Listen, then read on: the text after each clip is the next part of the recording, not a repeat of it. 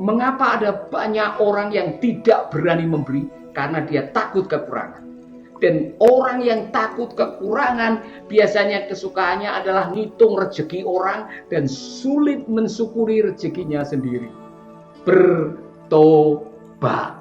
Ini guyonan, ini joke, ini lelucon. Katanya ada sebuah gereja yang banyak setannya, saudara-saudara. Kemudian pendetanya coba melakukan pelayanan, pelepasan, pengusiran setan dengan segala macam cara. Setannya tidak keluar. Kemudian hamba Tuhan ini pada akhirnya mendatangkan evangelis khusus spesialis pengusiran setan datang dari luar kota. Ya, namanya juga evangelis pengusiran setan. Dia sudah biasa mengusir setan. Dia datang dari airport, dijemput, langsung bawa ke gereja. Dia ambil itu gitar, langsung nyanyi lagu pengusiran setan. Ada kuasa di dalam darahnya. Katanya biasanya lagu ini kalau dinyanyikan belum sampai habis syairnya, setannya sudah lari semua. Tapi tidak seperti itu yang terjadi di dalam gereja. Pada waktu hamba Tuhan itu nyanyi, ada kuasa di dalam darahnya, setannya malah tepuk tangan. Hamba Tuhan mulai tersinggung. Dia mengatakan, setan di sini kurang ajar. Dia cari-cari, oh di mimbar ada salib. Dia lepas itu salibnya, dia keliling bangku-bangku dan mengatakan dalam nama Yesus, ada tertulis dalam nama Yesus. Setannya malah tertawa sambil tepuk tangan. Tidak ada yang keluar satupun. Akhirnya hamba Tuhan mulai frustasi. Dia cari lagi, oh ada Alkitab besar di mimbar. Dia ambil itu Alkitab besar, dia keliling bangku dan mengatakan ada tertulis karena dia ingat Yesus mengalahkan setan dan cobaan itu dengan firman Tuhan. Tapi setannya malah loncat-loncat, tidak ada yang keluar. Akhirnya hamba Tuhan itu frustasi, saudara.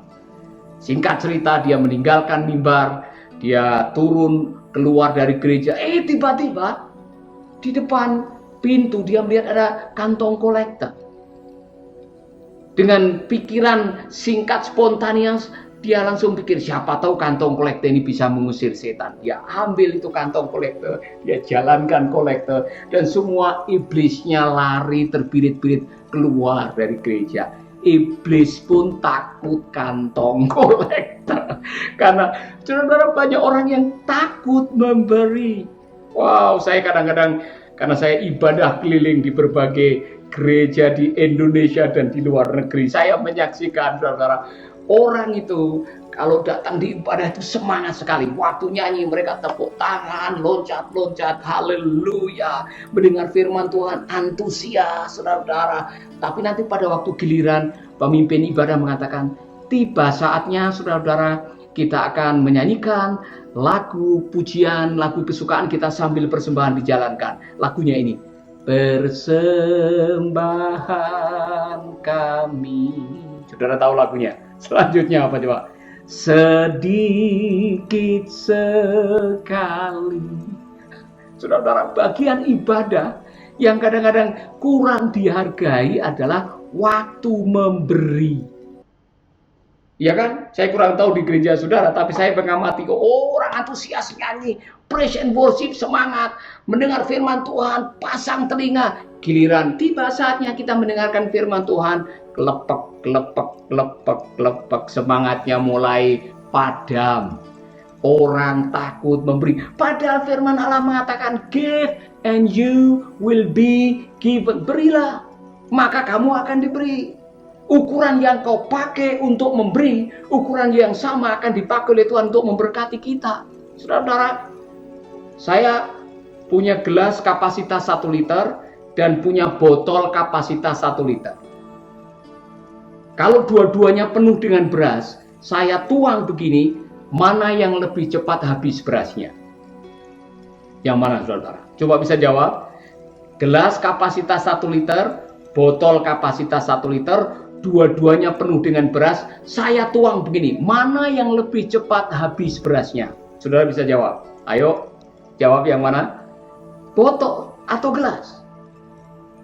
Semua akan menjawab gelas lebih cepat, Pak. Kenapa? Ukuran lehernya besar. Iya kan?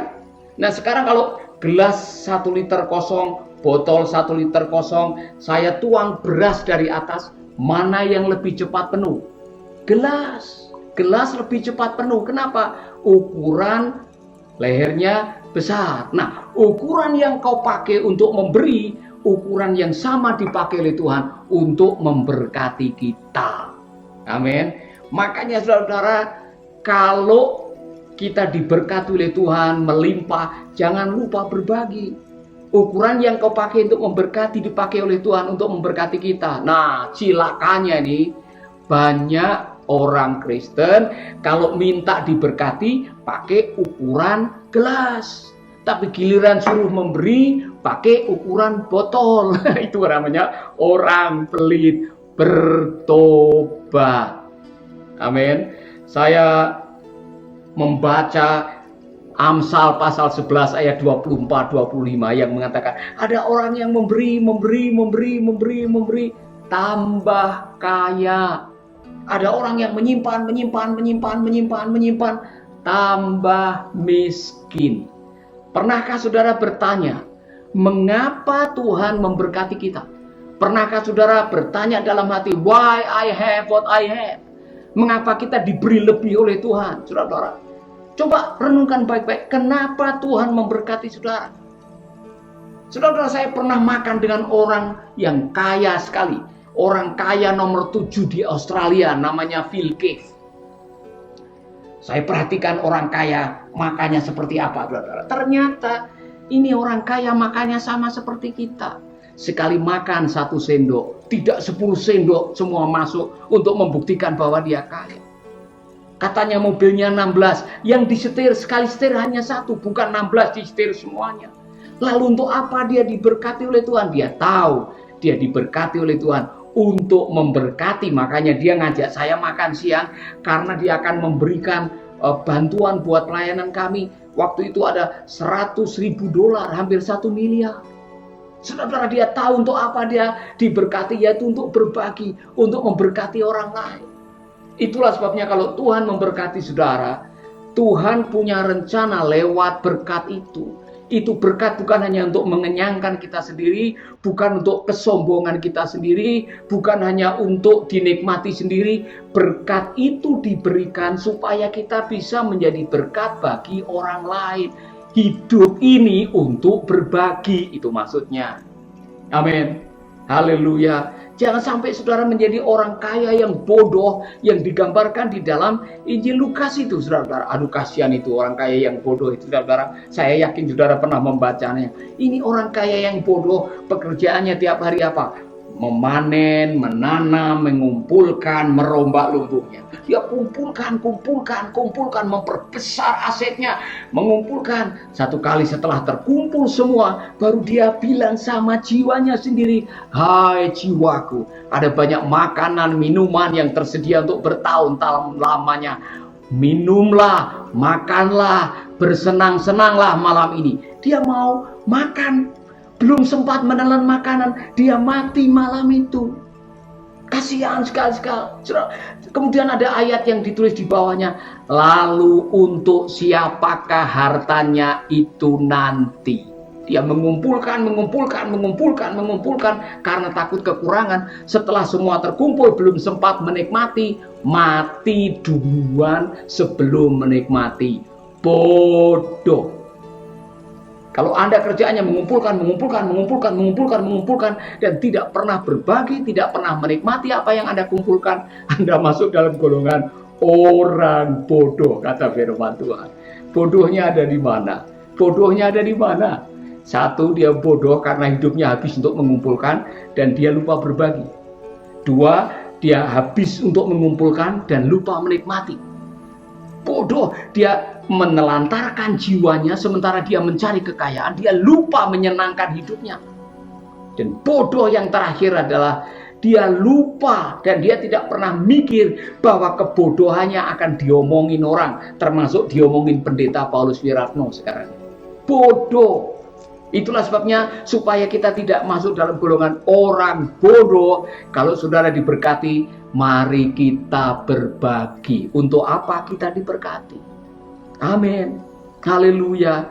Itulah sebabnya di dalam situasi seperti ini, kalau saudara diberkati oleh Tuhan, belajarlah berbagi. Haleluya.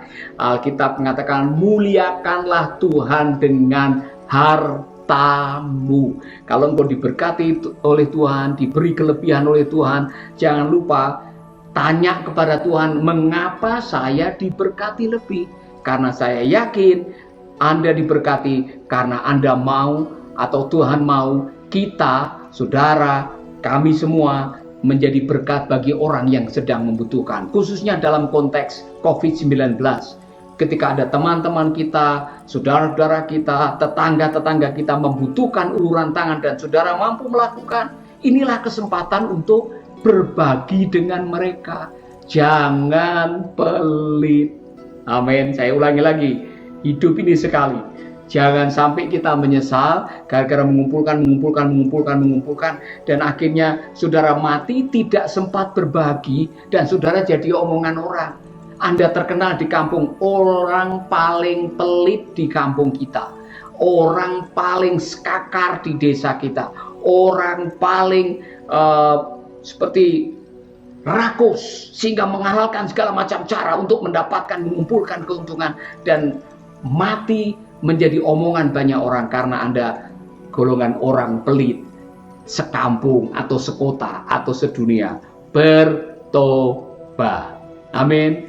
Ada seorang yang mengatakan begini, saudara. At the end of the days, the question in heaven is not how much do you have, but how much do you give with what you have.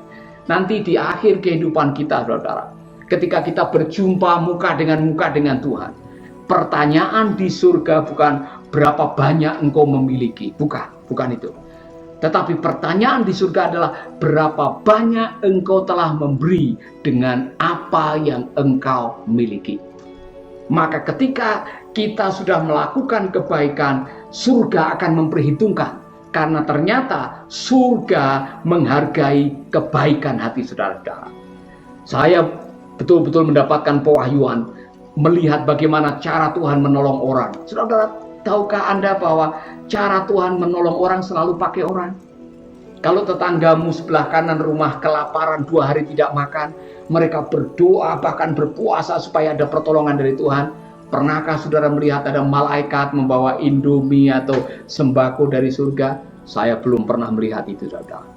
Cara Tuhan menolong tetanggamu yang kelaparan adalah menggerakkan orang-orang yang punya belas kasihan yang mau berbagi untuk menolong mereka. Jadi pada waktu saudara kok tergerak membawa sembako, mengulurkan tangan untuk tetanggamu yang sedang kelaparan, detik itu, menit itu, jam itu, saat itu, engkau sedang menjadi mujizat bagi tetanggamu. Pada saat yang sama, engkau sedang menjadi perpanjangan tangan Allah untuk menolong mereka. Jangan kaget kalau surga mempercayakan lebih kepada saudara karena engkau dipercaya oleh Tuhan. Tuhan tahu kalau engkau diberi lebih, engkau bukan hanya menggunakannya untuk dirimu sendiri, engkau menggunakan apa yang kau miliki untuk menolong orang-orang yang sedang berseru kepada Tuhan karena kekurangan. Maka benar apa yang dikatakan oleh firman Tuhan di dalam Yesaya tadi. Pada waktu itulah terangmu akan mereka seperti fajar. Luka-lukamu akan segera sembuh. Tuhan akan menjawab doa-doamu. Dan bahkan kemuliaan Tuhan akan menyertai engkau dari segala penjuru. Kenapa? Karena Tuhan tahu bahwa engkau bisa dipercaya untuk menghandle harta dari surga. Sehingga pada waktu ada orang memerlukannya, engkau tidak takut berbagi dengan mereka. Haleluya. Maka saudara-saudara, engkau akan menjadi seperti taman yang selalu diairi dengan air, selalu segar, selalu bahagia, selalu tampak kuat karena Tuhan mau memakai saudara lebih lagi. Orang yang bisa dipercaya oleh Tuhan akan diberkati oleh Tuhan karena Tuhan tahu waktu kita diberkati, kita tidak mencuri kemuliaan Tuhan melalui harta dan berkat, tetapi kita menggunakannya untuk memuliakan Tuhan.